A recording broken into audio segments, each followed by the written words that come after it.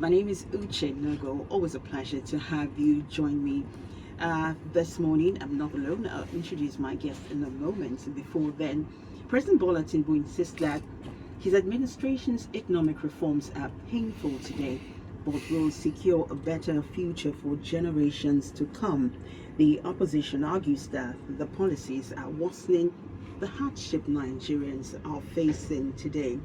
As the cost of living rises, insecurity persists, and many citizens struggle to make ends meet, one important question remains: who is offering Nigerians a credible alternative?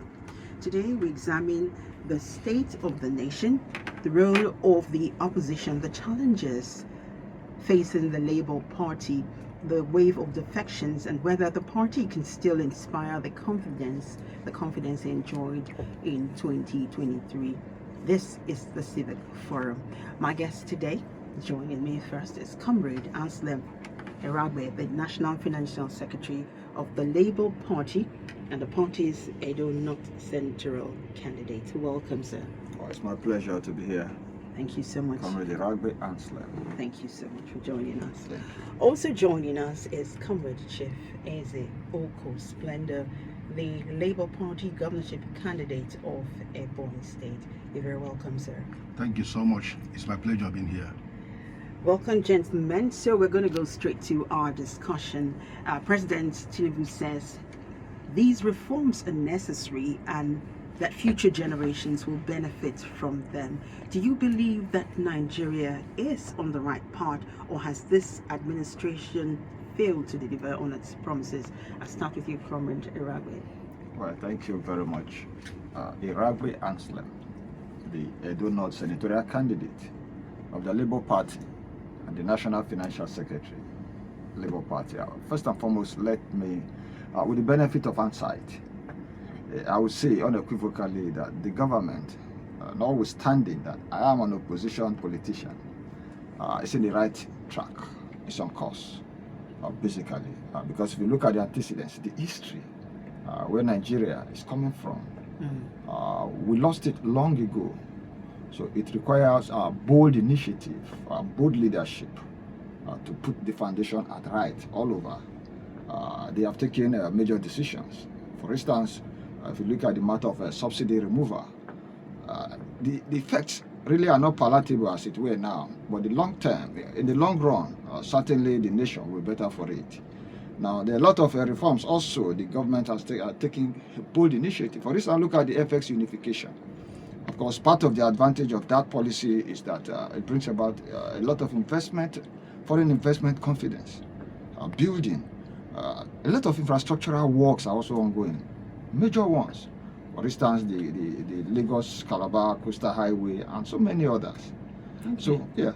Now, for instance, the subsidy removal, like we talked about, basically, which all of us agree that subsidy removal had to take place. Of course, the president did that. What we may say probably might be the palliatives have not gone down the way they should have. But again, there have been a lot of monies available for administration of the entire nation across the 36 states. But unfortunately, again, the state governors are not living up to their billings. Even if you talked about the insecurity, we are aware also the government has made a lot of investment in military hardware, infrastructure, intelligence, building, except again, until recently when the policy statement of police, community policing, and the Senate bill to pass that. These are some of the agitations most of us have asked for. So, in a summary, I would say the policy direction of the administration is perfect, notwithstanding that you don't get the results overnight. So, it also precludes to say both these governments should do more in implementing their own policies. But however, there are also shortfalls. We'll talk about that when the occasion permits us. Right. But in a nutshell, I would say yes, give kudos to the government, Mr. President particularly. Chief Splendor, Yeah. do you agree with him? Thank you so much. My name is Comrade Chief Splendor Eze, as rightly stated, the governorship candidate of Labour Party in Ebony State, and then the Deputy National Secretary of the Labour Party. Well, to an extent, I agree with my colleague, but honestly speaking, I have to be very, very emphatic about it, that the policy of the government, the APC government as of today, is to the first phase of it is okay, but you know, before you make a policy, you should also have a plan how it is going to go down to the masses. It's not just enough to say, okay, we are removing fuel subsidy. There should have been a kind of a plan on how this subsidy removal can impact the lives of the people.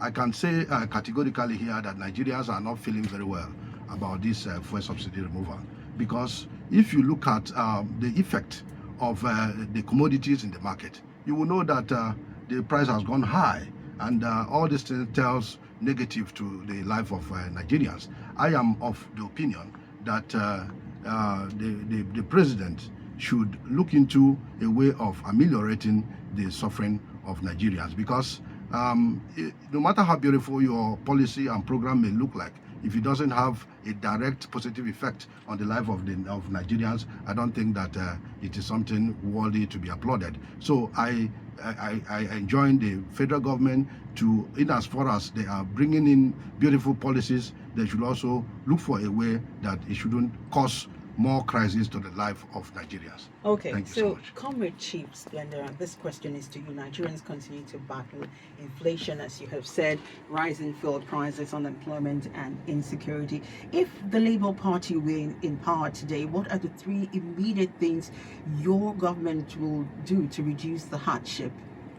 Well, thank you so much. You see, Nigerians are facing unemployment. When you look at the number of people that are graduating from our universities, attending NYSC programs, and after all this, they come out to the society to be jobless. So I think, first of all, if we take over the government, the first thing is to make sure that we create an enabling environment that can create jobs, you know, for Nigerians, you know, because I really know that if you are working, I think you will take care of your basic needs. But if you are not working, how can you foot your bills? You know, and every day in this country, the bills continue to rise. You know, if you look critically well, you will see that Nigerians who graduated from, let's say, let us just start from 2023, you know, majority of them are jobless. So if we take over, first thing to do is to create jobs for Nigerians. You know, we have so many things God has blessed, so many mineral resources God has blessed this country with. You know, we have to tap it. We have to kind of assess it. You know. Then also talking about our oil that God has given to us, we need to have a way of making sure that our refineries are working. You know, even the one that was recently established by Dangote, you know, we have to go into partnerships. We partner with companies outside the country, partner with the company inside the country, and then make sure that our tax reform bill is something that is that has human face, okay, so that people who go into industries can have, you know, the reason to stay back, not to fold up shortly. Thank you. Comrade Eragbe, you know, a lot of the times during campaign, a lot is said, but at the end of the day, parties do differently once elected. So why should Nigerians believe that the Labour Party will be any different if elected? Well, thank you. Basically, the Labour Party is the workers' party. Now, we have a policy framework as a political party that hinges on social democracy. Social democracy emphasizes on the welfare, the well-being of the people, basically in different fronts. For instance, as workers, we are the hub, we are the engine room for economic development, productivity. But what the Labour Party will do basically will be to engage the numerous. For instance, this is a country of over, say, 200 million in the minimum. For instance, 10% of 200 million is 20 million. What stops Nigeria from engaging a minimum of, let's say, 10 to 15% of its population workforce? Now, how?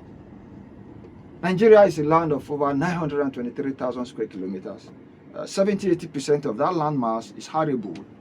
So in terms of economic advantage, Nigeria is endowed with fertile, arable land. So what we need to do basically is agricultural mechanization. For instance, I just talked about the policy direction of this President Tinubu's administration to say it's in line. But however, implementation.